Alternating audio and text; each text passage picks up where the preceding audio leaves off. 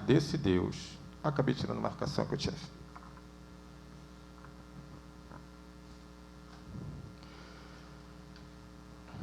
Hoje, o pastor tinha falado comigo essa semana, eu começo a orar o que Deus quer. Eu não sou de ficar procurando, mas quando Deus me entrega, eu vou buscar na Bíblia. Eu vou pedindo para vocês abrirem a sua Bíblia, o livro de Marcos,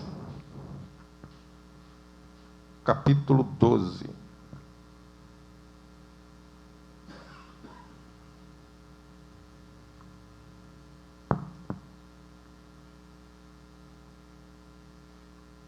Vamos ler do 38 ao 40. Deixa eu só marcar, porque é uma outra passagem que eu tenho que deixar aqui.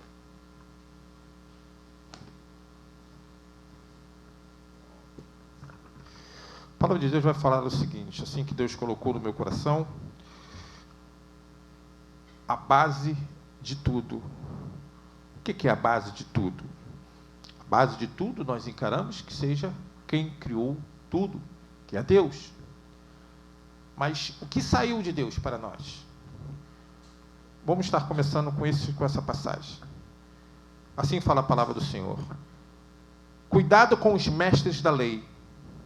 Eles gostam de andar para lá e para cá, usando capas compridas, e gostam de ser cumprimentados com respeito nas praças.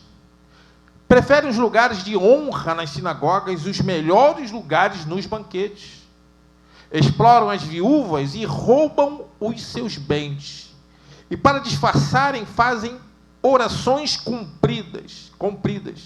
Portanto, o castigo que eles vão sofrer será pior ainda. Aqui nós estamos falando sobre o Evangelho segundo Marcos, que vai nos demonstra uma igreja problemática e corrompida. Essa igreja foi a igreja que Jesus veio e combateu. Ele não veio com esse propósito, ele veio para nos salvar. Ele veio buscar a sua igreja, preparar a sua igreja. Quando ele veio no seu ministério, há 2021 anos atrás, ele veio para preparar e nos dar chance de que, nesse intervalo, nós possamos nos colocar a ponto de ir com ele no seu retorno. Amém? Mas ele bateu muito forte. Mas vamos ver os problemas que a gente pega nesse pequeno versículo. Olha o que acontece. Tudo está nesse versículo. Gostam de andar para lá e para cá. Era vazio. A igreja daquela época, que seria o judaísmo, daquela época, não tinha conteúdos. Eram pessoas que só pensavam no seu próprio umbigo e suas oportunidades. Não era pensado nos planos de Deus. Usando capas compridas. Era uma religiosidade de ostentação. Aqueles homens, eles gostavam de se colocar acima das outras pessoas, também na sua forma de se vestir. Eles não queriam honrar a Deus, eles queriam honrar a si mesmo. A ostentação não era uma coisa voltada ao trono de Deus, era para eles mesmos.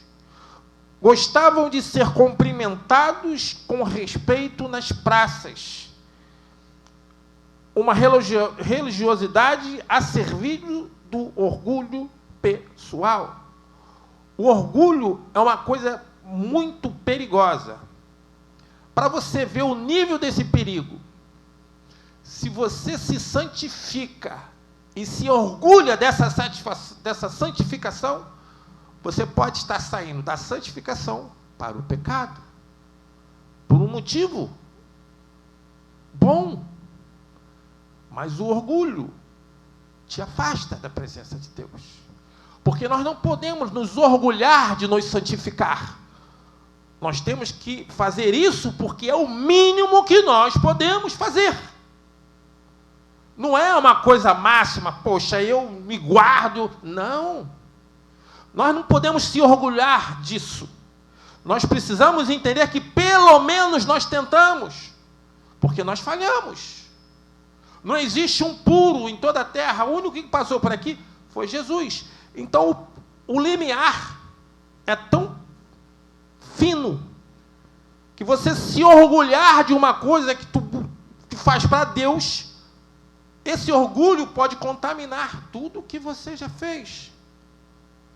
Prefere os lugares de honra nas sinagogas e os melhores lugares nos banquetes. Uma religiosidade que buscava status sociais. Eles não usavam aquele, digamos, cargo que os fariseus e saduceus tinham para poder fazer a vontade de Deus. Eles usavam isso para estar em proeminência na sociedade. Eles, como os saduceus e os fariseus, eram a elite judaica. Eram seitas judaicas que monopolizavam as regras do judaísmo para eles.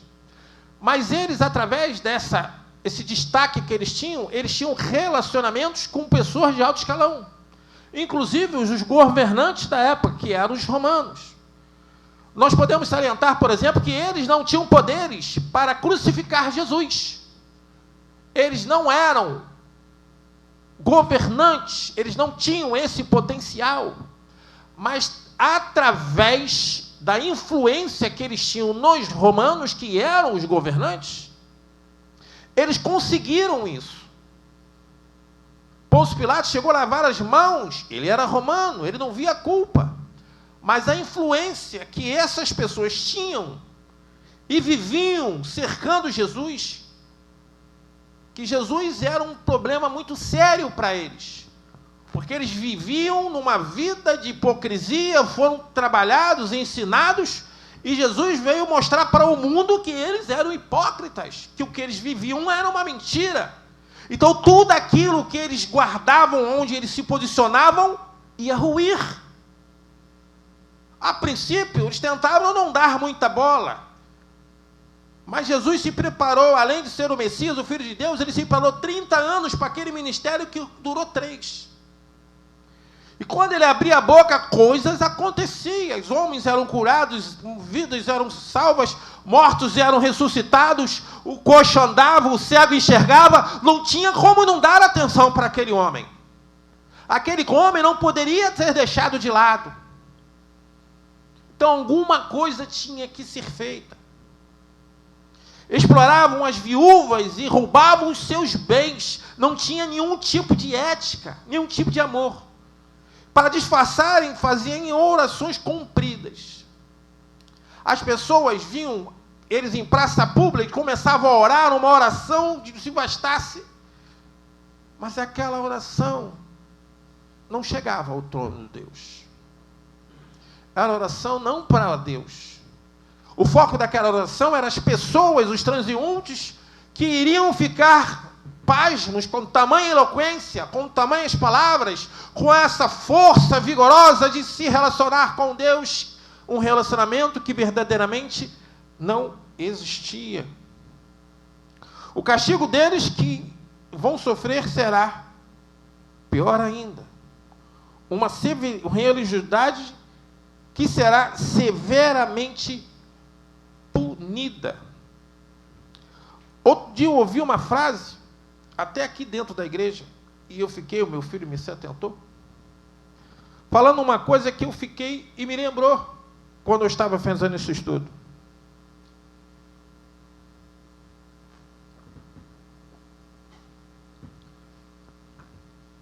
Uma pessoa falou aqui que a doença é para os fracos. Eu não estou falando que foi aqui no altar, eu ouvi, mas eu não falei na hora.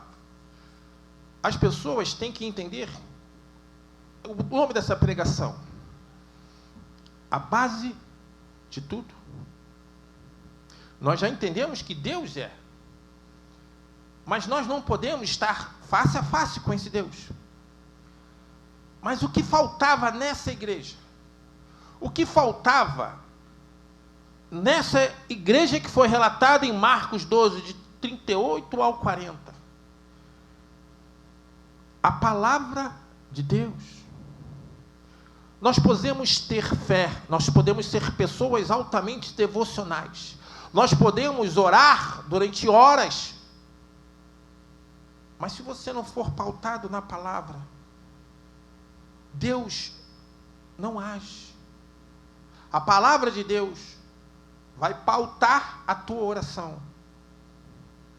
Deus precisa estar presente em tudo, e Ele não nos deixa falar, como aqui a Isis foi lá, eu sei que trocou, eu já tinha deixado ali, buscai a Deus acima de todas as coisas, e das minhas coisas lhes serão acrescentadas. Mas como você vai buscar a Deus? Porque se nós vamos, eu, por exemplo, já passei por muita coisa na presença de Deus, não estou falando que eu sou certo, eu erro, eu sou errado de vez em quando. Como eu já falei, o único que passou por aqui que não tinha erros foi o próprio Deus. Mas nós vamos ficando calejados, já passamos por várias coisas, e nós vemos muitas coisas acontecerem. Existem situações que a base não é respeitada, e nós precisamos estar atentos. Jesus, Ele veio e Ele nos supre. Como vocês querem ver o exemplo? Êxodo 16. Eu vou nem pedir para vocês abrirem, mas o capítulo 16 de Êxodo vai falar um conflito que ocorreu no deserto.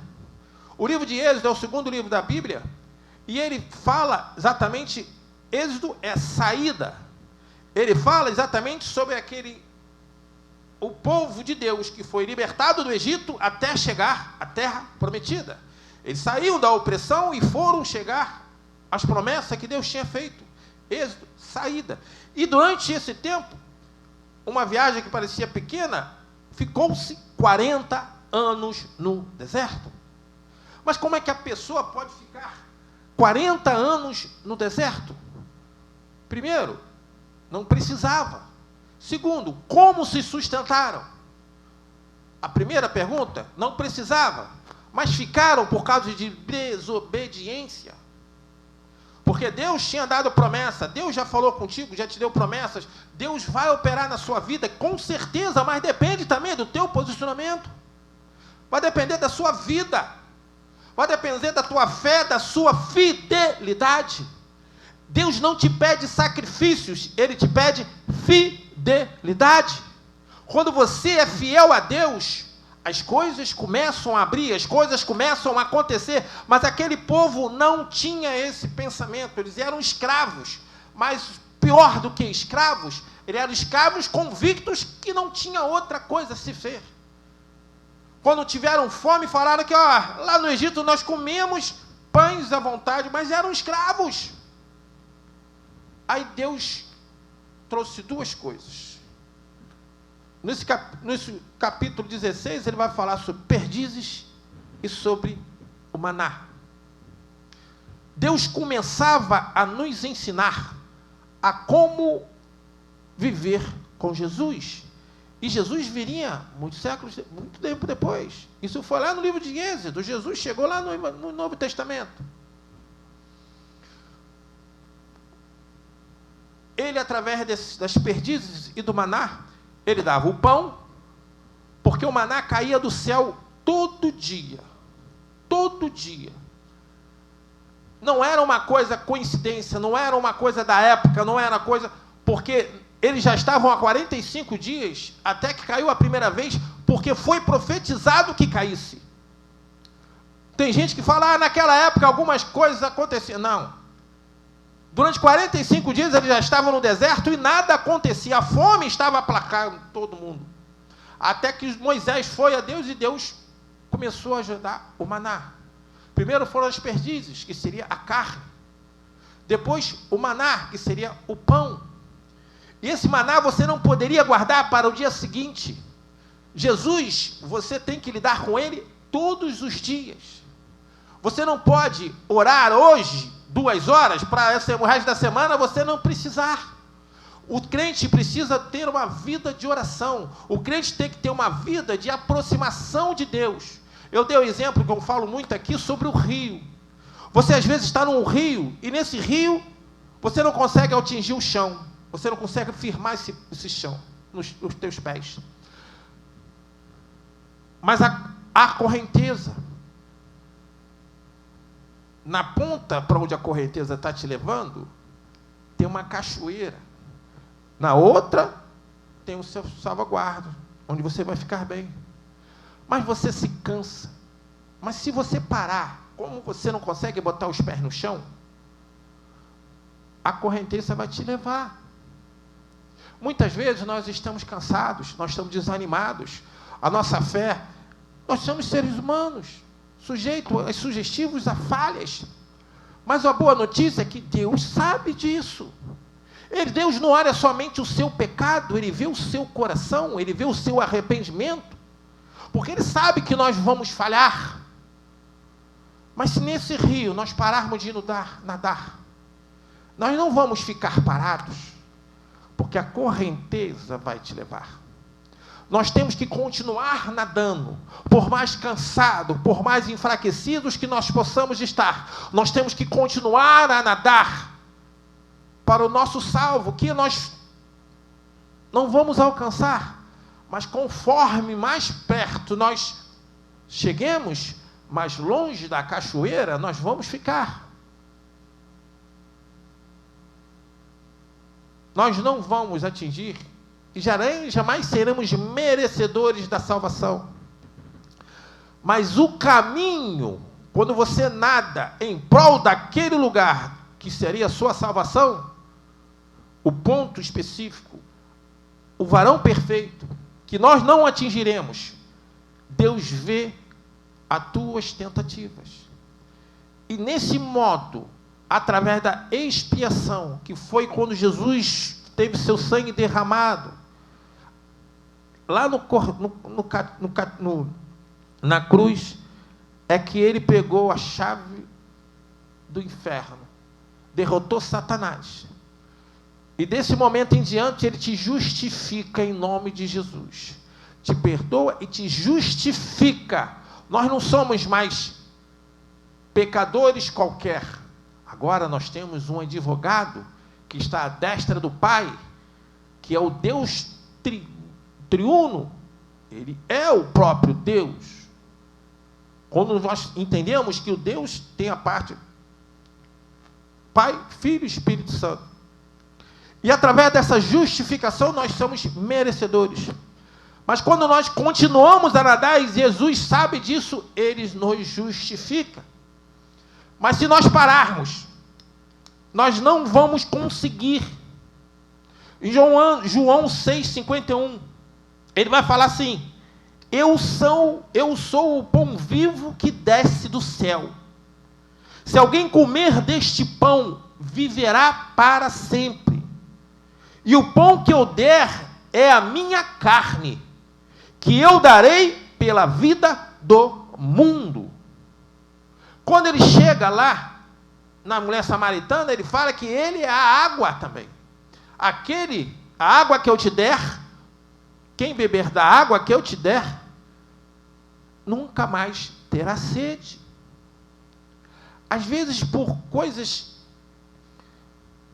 pequenas, nós perdemos isso. Paramos de depender desse Deus. O maná caía todos os dias. E era saboroso. Mas, se você guardasse para o dia seguinte, era falta de fé. Na abertura do culto, a diaconisa Isis, ela falou sobre a dependência de Deus. Nós precisamos depender desse Deus. Eu sou uma pessoa, muitas vezes, contestadora. Não sou indisciplinado, mas eu costumo ser ouvido onde eu trabalho. E eu sou acostumado a isso, porque eu sou um técnico. Então, qualquer coisa que vai acontecer na minha área de trabalho precisa do parecer técnico. Então, eu sou acostumado a ser ouvido. Amém?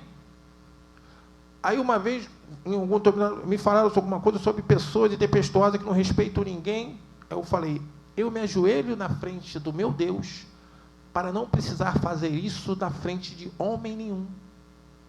Não é que eu não vou respeitar. Eu respeito não o grande, eu respeito o grande, eu respeito a todos.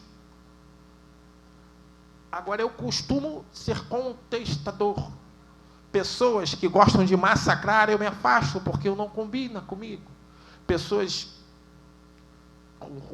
que se dizem com personalidade muito fortes, não combina. E olha que eu não sou uma pessoa de criar problemas, mas eu não... É difícil para mim, porque eu busco exatamente ao contrário. Então, quem trata com educação, espera o mesmo tratamento. E eu sou... Mais uma vez eu falei que eu ajoelho à frente desse Deus para que eu não precise fazer isso perante mais ninguém. Nós precisamos ser dependentes. E aquele maná, se você deixasse para o dia seguinte, ele estragava, apodrecia. Mas no dia seguinte, você só precisava ter fé, que ele ia cair de novo. Às vezes nós estamos com problemas, esses problemas cada vez mais complexos, cada vez mais trabalhosos. A luz no fim do túnel, nós às vezes não vemos. Mas tudo está no controle desse Deus. Existem coisas que acontecem na nossa vida que não estou falando que foi Ele que fez. Não. Mas Ele tem o poder para mudar qualquer realidade, qualquer situação. Então, se nós vamos honrar quem tem como mudar tudo, quem tem como achar a resposta e nos dar o caminho que nós devemos seguir. Não podemos perder isso de forma nenhuma. Nós precisamos ter ciência de tudo isso. Aquela igreja, aquele povo que era falado no início, ele se aliava, olha aonde eles chegavam, por não ter uma base, por não ter um início, se alinhavam aos romanos, que era, a princípio, era um povo, tinha um poder bélico, porque existiam 3 povos na época que eram proeminentes. Seria os poderosos, os governantes da época, que eram os romanos, por causa da sua força. O outro povo seriam os gregos, mas porque eles eram os eruditos, eles eram cultos, estudiosos. A fraqueza dos romanos seria a luxúria. A dos gregos seria... A maior parte deles, os deuses pagãos, eles se auto-endeusavam. E o povo de Deus, o povo de Israel, os hebreus. Mas o que eles tinham para ter destaque naquela época? Se vocês verem a história de Naamã, como é que ele soube de Eliseu, do povo, que lá na terra, através da escrava, o povo poderia ser escravo, o povo poderia estar bem longe da sua terra, como Daniel, mas ele não largava a sua fé. A fé desse povo mudou este mundo e continua fazendo. Quantos deuses pagãos ainda existem? Nós chegamos aqui no próprio Brasil, nós vemos várias ramificações de religiões. Por exemplo, a Umbanda aqui, ela veio, é remanescente do candomblé, que é africano. Você começa a notar formas de pessoas fracas que vão buscando sua fé para explicar o que não tem explicação. Quando Paulo chega lá em Atenas e ele começa a ver aquele monte de estátuas de deuses pagãos, ele fica pensando, poxa, mas como é que eu vou falar de Deus aqui? Aí ele vê a estátua de Apolo, de Diana.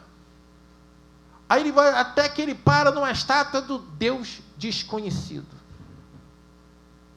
Aí ele começa a chamar as pessoas. Hoje eu vou apresentar para vocês quem é esse Deus desconhecido. E começa a falar da obra de Deus. É até complicado, porque as pessoas já não têm falta, não têm sede de conhecimento desse Deus. Essas pessoas tinham certeza de outro. Como a passagem no Monte Carmelo, onde os pastores de Baal querendo acender a fornalha. Adianta ter fé mal direcionada? Não adianta. Esse povo romano, para tu ver o sofrimento que eles aplicavam, a crucificação de Jesus. As pessoas entendem que os ladrões duraram mais tempo, porque eles não tinham os pés cravados com pregos. Eles eram amarrados. Jesus tinha os pés cravados. Mas existe uma coisa para você ver o exagero, chamado necroforia. Necroforia era uma forma de execução dos romanos, em forma de cruz. Só que não se usava a madeira.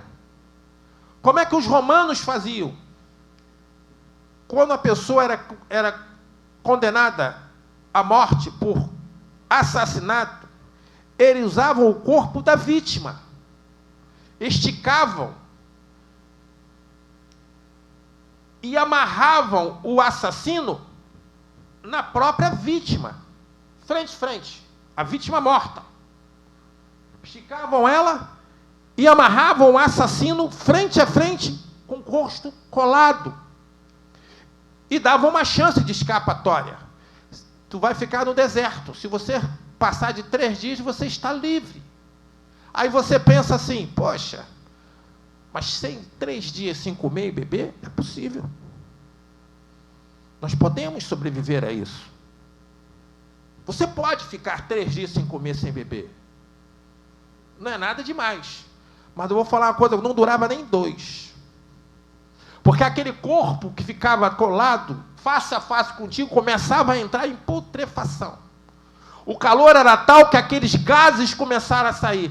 Então o próprio morto se vingava de você dessa forma. Era uma forma de brincar. Hoje em dia, em alguns países, erroneamente, tem pena de morte, mas você não vê nada do que acontecia. Não era uma governança, era terror. E esses homens se colocavam à mercê disso e utilizavam esse terror, dizendo que era para ajudar na obra de Deus.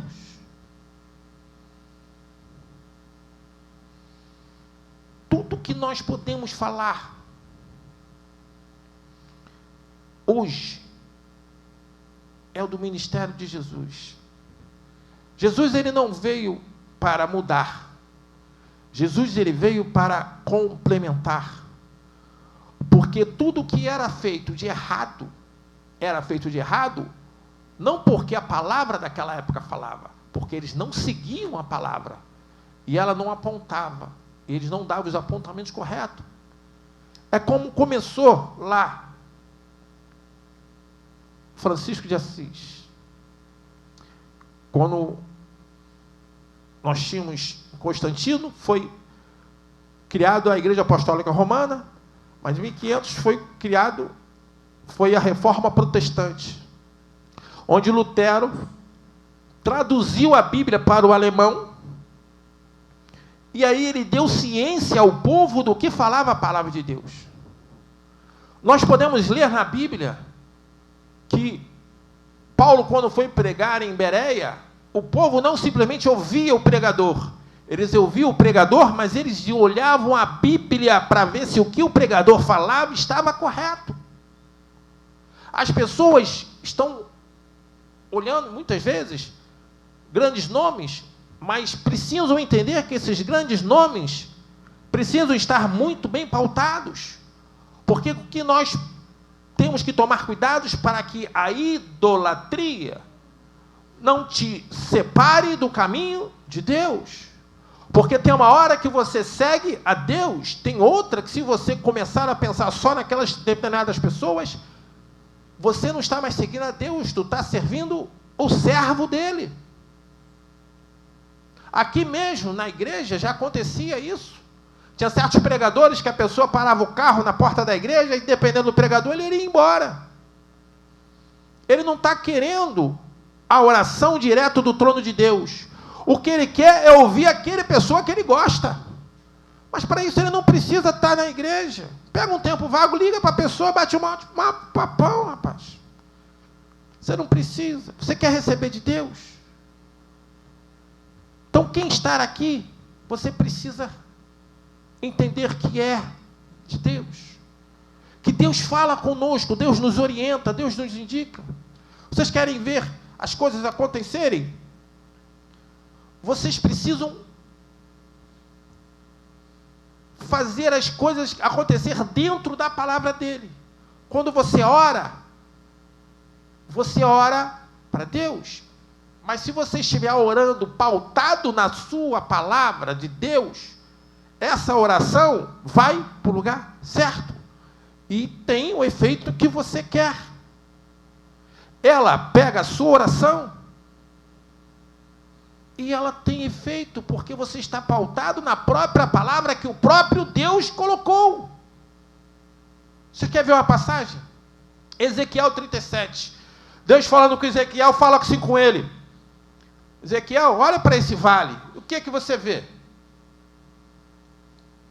Senhor, eu não tenho nenhuma expectativa quanto a esse vale. Mas de ti eu tenho. Ezequiel. Então profetiza, Ezequiel. Quando Ezequiel profetizou, as coisas começaram. Os ossos começaram a se juntar. A carne começou a voltar e o milagre aconteceu. Mas foi a palavra de Ezequiel? Nós temos aqui o nosso irmão Alexandre, presbítero Alexandre, que é um profeta de Deus. Você é profeta de Deus, Alexandre? Né, Alexandre? Quando você profetiza, quem está falando, Alexandre? Espírito Santo de Deus, que é Deus. A voz saiu da boca de Ezequiel, mas era Deus falando. É como se fosse a palavra dele. É o mesmo Espírito. A palavra de Deus, a Bíblia protestante, que é a nossa, nós somos encarados assim, ela tem 62 livros. O maior escritor que escreveu mais livros aqui foi Paulo, que ele escreveu as cartas paulinas. Mas só tem, se tu pensar, são vários escritores. O Pentateuco foi Moisés. Aí começa a vir. Mas olha aqui, se atenta que eu falei escritores, não autores. O autor é um só. Toda a Bíblia foi inspirada e revelada através do Espírito Santo de Deus. É a palavra de Deus. A Bíblia não se contesta. A Bíblia não erra. E é a palavra viva. Você pode ver, eu falei hoje de manhã aqui, você pode ler a mesma passagem. Você está vivendo uma situação. E outra pessoa está vivendo outra situação completamente diferente. Mas uma mesma passagem bíblica serve para as duas situações, fala ao coração e fala ao coração dessa pessoa o que Deus quer. Porque não é um livro comum, é a palavra viva desse Deus, a palavra que foi escrita há séculos, mas continua sendo atual, porque ela se atualiza dia a dia. O Espírito Santo, que é o autor dessa Bíblia, sabia o que ia acontecer. Quando ele olha para a sua vida, ele vê o que você já passou, ele vê o que você está passando hoje, e sabe o que você vai passar amanhã. Quando essa palavra for inspirada, ela está preparada até o dia do juízo. Tudo que há de acontecer está sobre ciência do único que é onisciente, que sabe de todas as coisas, todo o controle é dado a Ele. Ele sabe de tudo. Quando você chora, quando você se alegra, quando você se sente frustrado por uma derrota, quando você se alegra na vitória, Ele está contigo. Ele está presente em todos estes momentos. E vai estar. Não só Ele. Nós vivemos até no nível espiritual. Nós falamos muitas vezes que nós vivemos sobre uma nuvem de testemunhas, mas até no plano espiritual, essa nuvem de testemunhas é eficaz. Os anjos do Senhor e os demônios estão sempre buscando. Os anjos para te proteger e os demônios para ver as suas brechas e te acusar. Diariamente, minuto atrás de minuto, há batalhas pela sua atenção, pela sua oração, visualizando suas atitudes, seus pensamentos. Não, só Deus faz isso. Só Deus olha o coração do homem. Mas Satanás vai lá na frente dele para te acusar. É por isso que eu não faço isso, porque aí um camarada que eu não quero ajudar é ele. Esse aí eu não quero ajudar. Então nós precisamos ter essa ciência de que tudo é na presença da palavra de Deus. Muitas vezes o que Deus manda nós fazermos é difícil. Mas se você for ver o outro lado, é difícil às vezes fazer o que Deus quer. Mas fugir da vontade também não é um trabalho muito fácil. Viver no pecado traz consequências. O salário do pecado é a morte. A fidelidade a Deus é quem nos criou, que tem planos para a sua vida. Deus não criou você e te chama pelo nome para você sofrer. Ele não pede isso em hora nenhuma na palavra de Deus. Eu quero que alguém me pede, que antigamente tem pessoas que mandavam orar, era coisa de antigos. Que eu já ouvi falar, orava com o joelho em cima do milho. Tem pessoas que se açoitavam, não sei se vocês já ouviram falar nisso, costumes de pessoas com duro coração. Deus não pede isso. Deus pede fidelidade a Ele e a sua palavra. Nós, às vezes, muitas vezes, queremos até mesmo espiritualizar coisas que precisamos fazer fisicamente. Nos posicionar perante situações em oração, quando precisamos nos posicionar pessoalmente. Se nós erramos, o que a palavra de Deus fala sobre a oferta trazida no altar de Deus? Se você estiver com um problema com teu irmão, essa oferta não vai chegar ao trono. Porque antes você se conserte, não é orar para o teu irmão, eu quero aquele irmão, não, meu irmão, tu errou, vai lá e pede perdão. Não orar por isso, não, eu vou orar por ele, aí é fácil, é mole. Vai lá, meu irmão, tu errou. Porque Deus pede fidelidade, e Ele fala que nós, do mesmo jeito que nós erramos, nós precisamos nos consertar.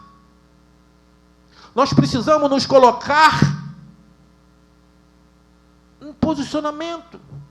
Vocês querem ver uma coisa? Quantas vezes alguém pede alguma coisa? Fala assim na igreja, você tem condição de dar? Mas você vai orar antes para ver se isso é de Deus. Deus lhe fala alguma coisa, você dê aquele baque, eu vou orar antes para ver se é de Deus. Eu não estou falando nem que isso seja errado. Mas você já viu alguém orar para receber bênção? Tem uma bênção para você, você acabou de ser abençoado. Não, mas calma aí, deixa eu orar para ver de Deus. Eu não estou falando que existe, que não exista, que não é feito. Mas é bem menos, né? Não é uma coisa, às vezes, conflitante. Se nós vamos pedir oração a Deus para poder efetuar, abençoar alguém, por que que nós, quando somos abençoados, nós não oramos para ver se aquela bênção está vindo de Deus mesmo? Quem lembra, há um tempo atrás, dos políticos orando, agradecendo o suborno? Você lembra dessa passagem?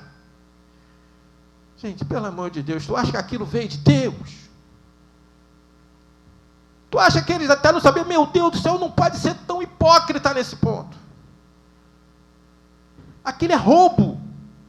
Deus não vai compactuar e ainda vão agradecer. E sabe, meu Deus do céu. Aí eles agradeceram a Deus o suborno que eles receberam. Assim fica fácil. Daqui a pouco vão falar que Deus está lavando dinheiro. Onde é que você conseguiu isso aqui? Fui abençoado por Deus. Antigamente falavam que era loteria. Daqui a pouco vão falar que Deus está abençoando e está lavando dinheiro.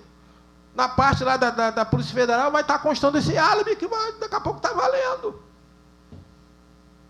Porque tem pessoas que ganharam mais de 30 vezes na loteria. Eu não jogo, porque o jogo de azar é condenado por Deus, mas se eu jogasse, eu acho que eu nunca teria ganhado nenhuma, talvez. Ou na loto. Por 30 e poucas vezes. A palavra precisa ser guiada. A fé precisa ser guiada pela palavra. Porque se a fé, se as tuas relações, se a tua forma de te agir não for pautada pela palavra de Deus, ela perde impacto no destino. Alexandre, você falou ainda há pouco aqui, uma passagem de Jeremias, que falou... Jeremias? Hã? O terceiro, fala aí comigo. E fareis... Anunciarei grandes coisas. Clama a mim e responder-te-ei. Mas é de qualquer forma. Ele estava falando isso para Jeremias, um profeta de Deus, que pautava sua vida mediante a palavra de Deus. Será que outra pessoa que não desse tanta importância, Deus ia abrir isso? Ia abrir essa hipótese? Não vai. Nós precisamos entender, até mesmo, quer ver, vamos lá em Provérbios 18, 14. Provérbios 18.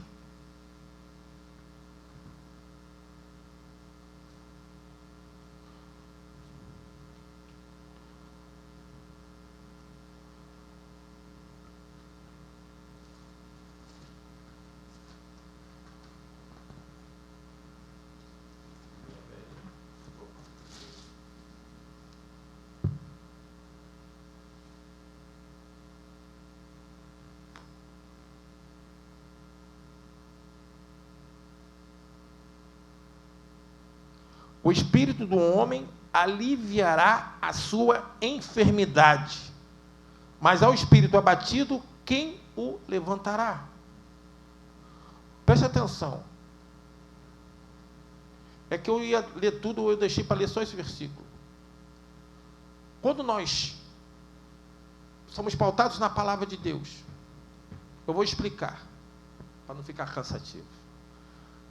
A nossa fé vem do ouvir a palavra de Deus.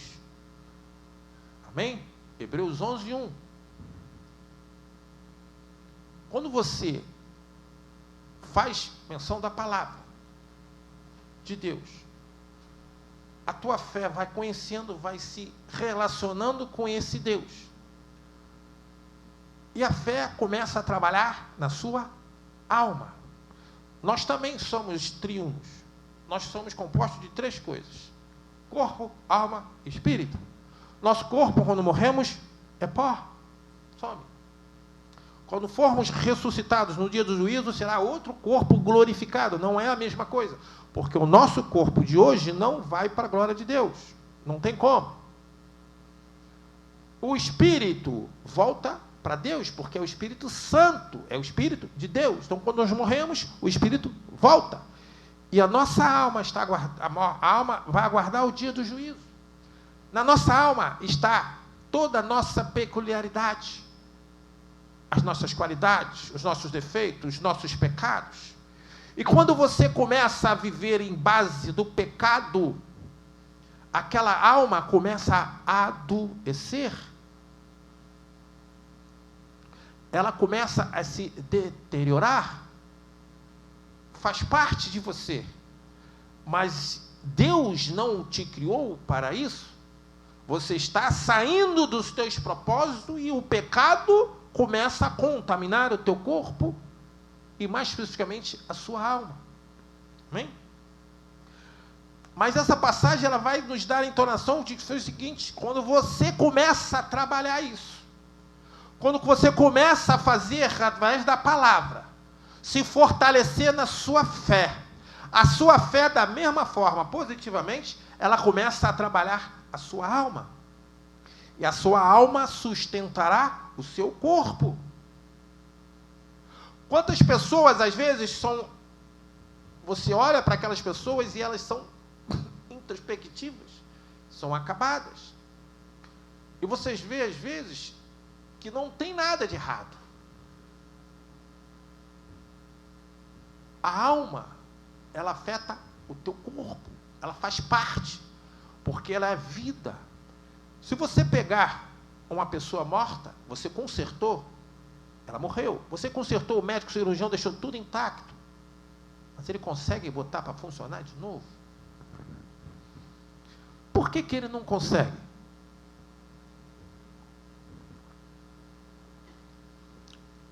Porque ele pode ser capacitado por Deus a consertar o corpo, mas o que dá vida é o Espírito Santo de Deus, que age, e quando isso acontece, cria a nossa alma. Quando nós somos criados, começa a existir a nossa alma. Isso o homem não vai fazer. Mas é a nossa bateria. Você não vê ninguém aí andando sem isso. Ela que cuida, através dela que Deus age na sua vida. Através dali que os milagres acontecem. Através dali que Deus te examina. Através do Espírito dele que está com a alma que é sua. Deus trabalha e Deus cura. A tua alma, ela sustenta o teu corpo. Quando você começa a trabalhar a tua alma, através da devoção, através da fidelidade, através de trabalhar a sua fé, você começa a fortalecer também o seu corpo. A sua vontade de viver só vai ter êxito se você voltar a quem te deu a vida. Não a quem está tentando corrompê-la no decorrer do processo. Tudo proveniente do que a palavra vai falar.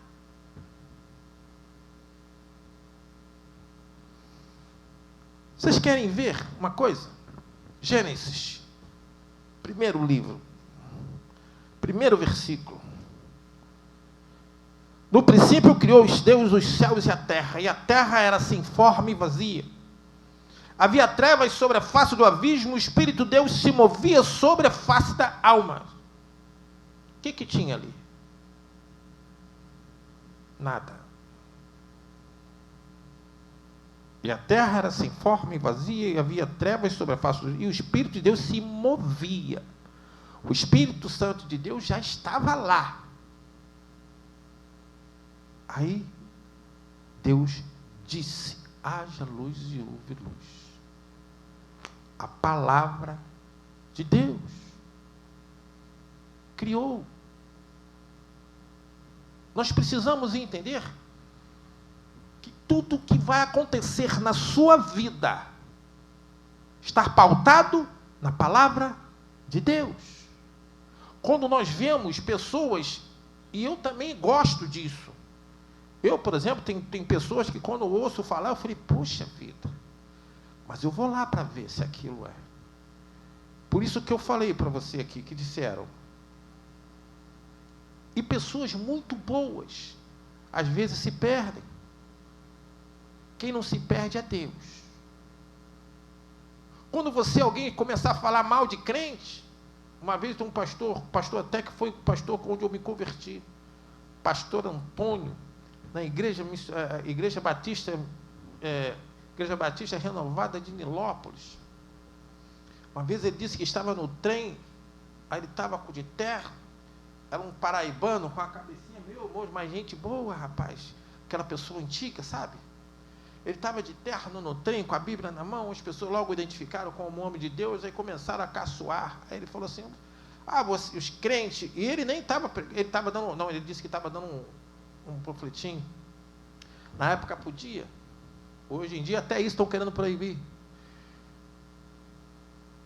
Aí as pessoas começaram a falar, esses crentes, vai falar que crente rouba, que crente isso, só caçoa. Amém, mas ele falou assim, não, você pode falar dos crentes. Mas vem cá, o que você tem para falar de Jesus? Eu não estou te falando para você me seguir. Eu estou falando para você abrir teu coração a Jesus. Eu não estou falando para você vir para a minha igreja. Você pode ir para qualquer uma, contanto que Jesus esteja lá para te receber. Contanto que Jesus seja o seu foco. Não é o pastor Carlos, não é o presbítero Alexandre, o diácono Ricardo, o diácono Isaías, não é ninguém. Tempo de Formosa, Pedro, ao entrar no tempo de Formosa, ele viu um coxo.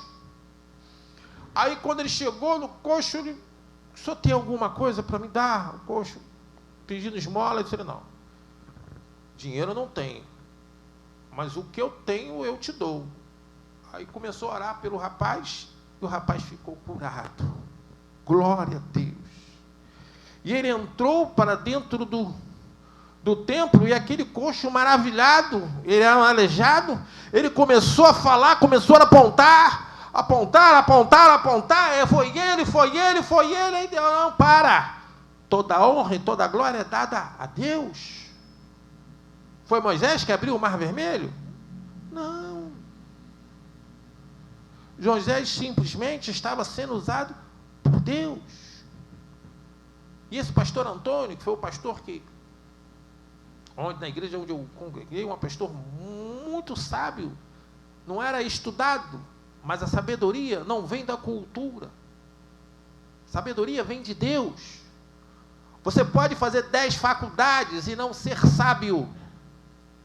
Como você fala problema e português errados e ter sabedoria. Sabedoria e cultura são coisas diferentes. E esse pastor Antônio, muitos anos que eu não vejo, mas ele era muito sábio. E ele falou, vocês podem falar de mim, mas o que vocês têm para falar de Jesus?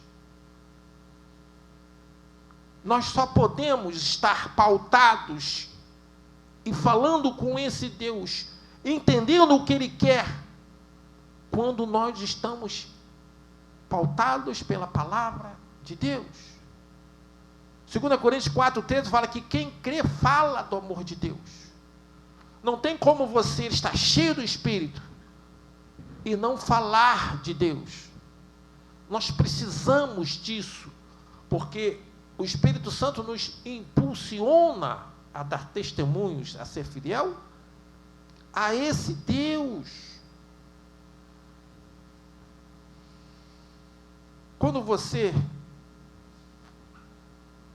acha que é o momento certo, Jesus às vezes está te esperando e já passou.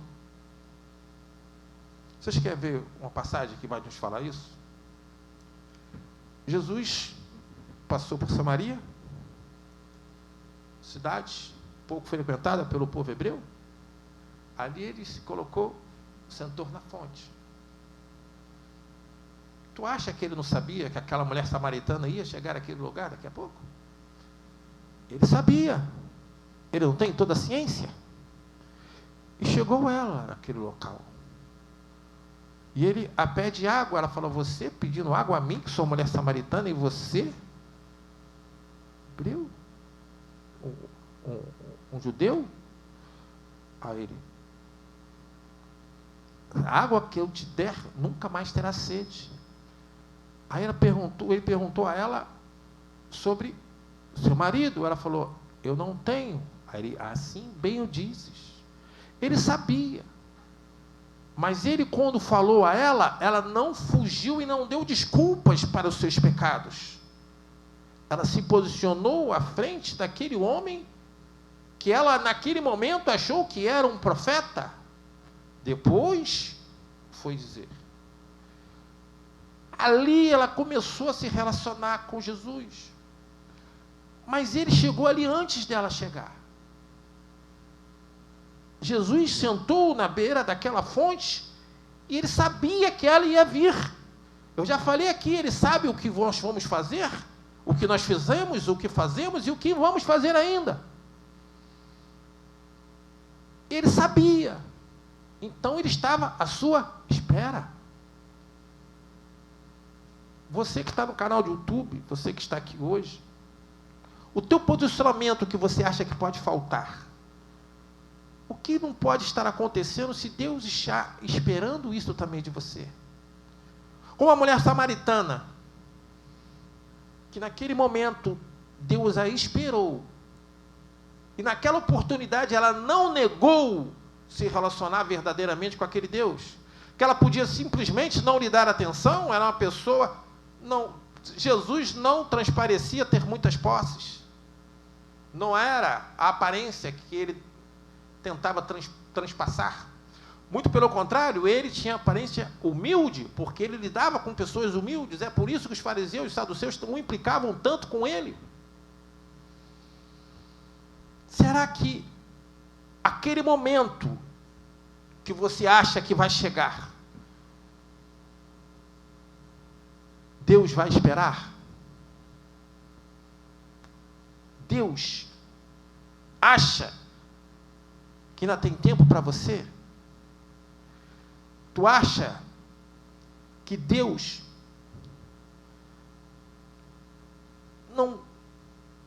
que te criou e tem planos da sua vida, não se entristece quando você peca, quando você se afasta, quando você faz escolhas?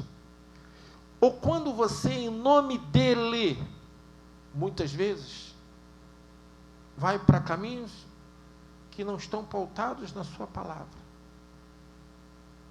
Todos nós queremos grandes coisas desse Deus.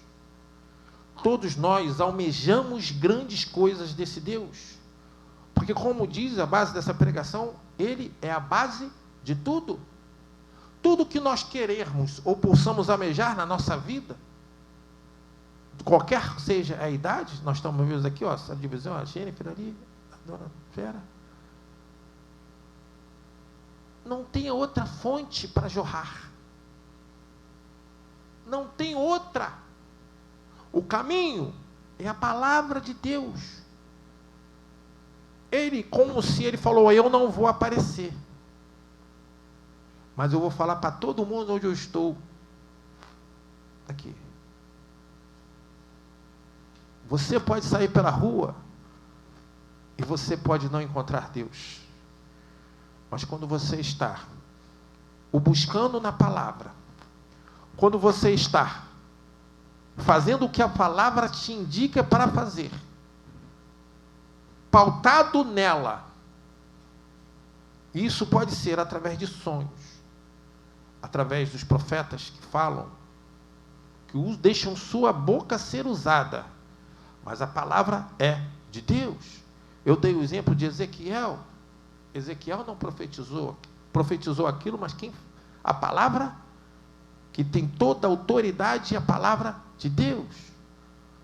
Quando você vê uma pessoa endemoniada, se a pessoa que for lá tirar o demônio não tiver mediante a autoridade de Jesus, é a palavra de Deus, não é a pessoa. Se a pessoa não estiver santificada na brecha com Jesus, Jesus não capacitar daquele momento, não é demônio que sai, vai brincar com a pessoa. Mas mediante a fidelidade do servo, mediante o reconhecimento da autoridade do nome de Jesus, que Jesus não dá isso a qualquer um. Todo demônio se curva perante Deus. Todo demônio se curva perante a palavra de Deus. Não existe criatura que tenta almejar ou suplantar essa palavra. E hoje os demônios existem justamente porque um deles tentou. Lúcifer, anjo de luz, tentou usurpar o lugar de Deus. Ele já era super poderoso, mas ele não se conteve com isso, e hoje está condenado. E hoje mais ainda, ele não conseguirá, mas ele vai à presença de Deus. Ele vai à presença de Deus quando ele quer te acusar, quando ele quer me acusar. Ele vai à presença de Deus, como na passagem de Jó, tem andado pelo mundo. Então, viste meu servo Jó, homem fiel e reto? Tu acha que Satanás ficou feliz com aquilo? Tu acha que Satanás fica feliz hoje, ou qualquer dia, que você se separa parte da tua vida para orar, para ler a palavra dele, para aprender sobre ele, para vir à casa de Deus? Quando você se separa para se santificar na presença dele, porque merecedores nós não seremos, mas quando nós trazemos para a nossa vida o sacrifício da expiação, que é o que Jesus fez no Calvário, nós ganhamos a chance de ser justificados por esse Deus, por esse Jesus, que está à destra do Pai. E nesse momento nós tiramos a ilegalidade da nossa vida.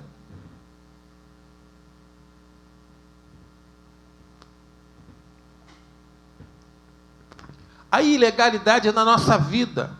Satanás não tem mais o que nos acusar. Ele vai, às vezes, ficar inconformado. Porque muitas vezes o novo convertido, ele estava fazendo a vontade de Satanás e começa a mudar. Ele começa a se voltar para a presença de Deus. Quando nós, aqui, quando há um novo convertido, quando as pessoas pedem, eu sou o professor de escola dominical aqui, eu e o professor Flamarion, mas eu, geralmente aqui quem está sendo eu. A pessoa no final da aula falou, poxa, Diácono Ricardo, eu fiquei com vergonha de falar, mas eu não entendi isso. Cara, eu posso ficar 2 horas, não tem problema. O que eu não posso é deixar a pessoa sem entender o que foi falado. O que eu não posso é deixar de falar, de fazer o que Deus colocou nas minhas mãos. Porque a palavra de Deus fala que o que foi dado lhe será copiado, lhe será cobrado. Mas o que lhe foi confiado, mais ainda lhe será cobrado. As pessoas do ministério, as pessoas que fazem um serviço e almejam o episcopado, que você pode ver lá em 1 Timóteo, versículo 3, as pessoas precisam entender que Deus está pedindo a sua atuação. Se Deus pede alguma coisa, Deus confia nessa pessoa para fazer uma determinada coisa. E quando você não faz, ou faz pensando em si, não no que Deus falou, isso vai ser cobrado. Quando uma alma se perde, e você não falou da palavra de Deus, Deus te deu a palavra, te deu o direcionamento, e você não fez, aquele sangue vai estar nas mãos do atalaia. Atalaia, na palavra de Deus, é visto como sentinela. Como lá no Salmo 127 fala que em vão vigia o sentinela se Deus não guardar a cidade. Você pode tomar todos os cuidados com a sua vida, mas se você não colocar a tua casa na presença de Deus, Satanás está com autoridade para brincar. E ele não pouca esforços. Muitas vezes, ele dá aquela sensação de que está tudo bem. E muitas vezes, quando você nota que está fazendo a coisa errada, ele começa a querer te catucar. Mas ele quer você afastado de Deus. Ele quer você afastado daquele que vai estar ao seu lado no teu momento forte. Se você tiver um momento forte, de fortaleza, um momento de vitória, é Deus que vai estar do teu lado. Não é Satanás. Não é demônios. Demônios que se autodenominam, se dão próprios nomes, que eu não vou ficar aqui, que dão consultas, vocês já vão entender. Deus não divide casa com ninguém. Ou você está na presença de Deus, ou você está servindo a Satanás. Que isso, já que não quero. Poxa, mas eu sou um cara com a vida assim. Não. Não é meio termo e não existe em cima do muro. Você que está em casa, que essa pandemia ainda está aplacando. Nós entendemos o que está a acontecer. Tomamos os devidos cuidados. Aqui é tomados os devidos cuidados. Eu não sei se você, como está a sua vida hoje. Eu não quero ir por causa da pandemia. Não sou eu que vou falar se você tem vivido aí. Mas eu já soube de pessoas que Satanás está brincando. Eu soube, eu não vou citar nomes. Mas não querem vir à igreja porque é o Covid.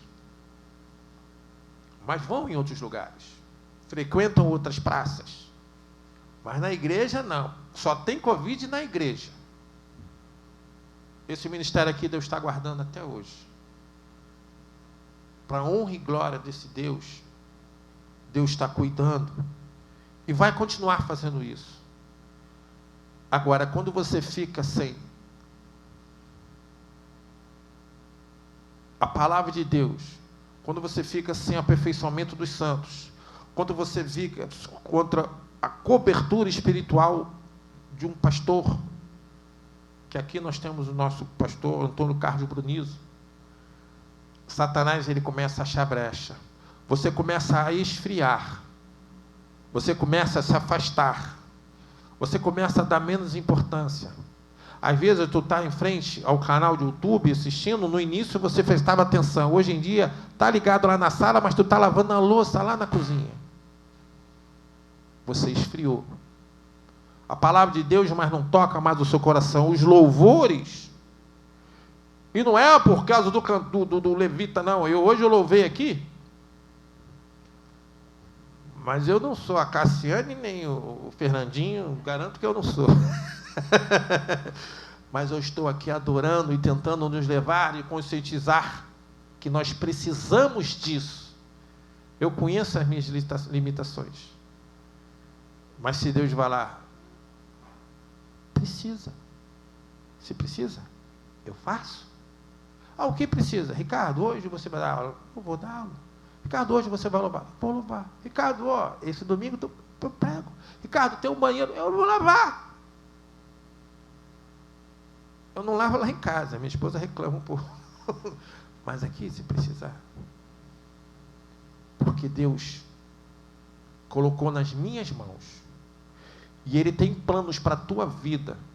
Ele tem planos que só vão ser concretizados, como Jonas, que tentou fugir de Nínive. Mas quando ele chegou lá na barriga do peixe, foi lançado naquela praia, e começou a pregar a palavra de Deus para o povo de Nínive, almas foram ganhas para Deus, e foram salvas. Deus quer que você faça coisas para Ele. Deus tem planos para a sua vida, porque Ele não te cria sem propósitos. Deus não faz nada ao acaso. E quando você se afasta, você frustra os planos de Deus, pelo menos para contigo. Porque Ele não precisa de você, mas te criou para isso. Ele vai usar outro. Mas uma hora tu pode chamar por Ele. E a palavra de Deus fala que a oração do ímpio é abominável a Deus. Deus não ouve. E eu agradeço a minha oportunidade em nome de Jesus.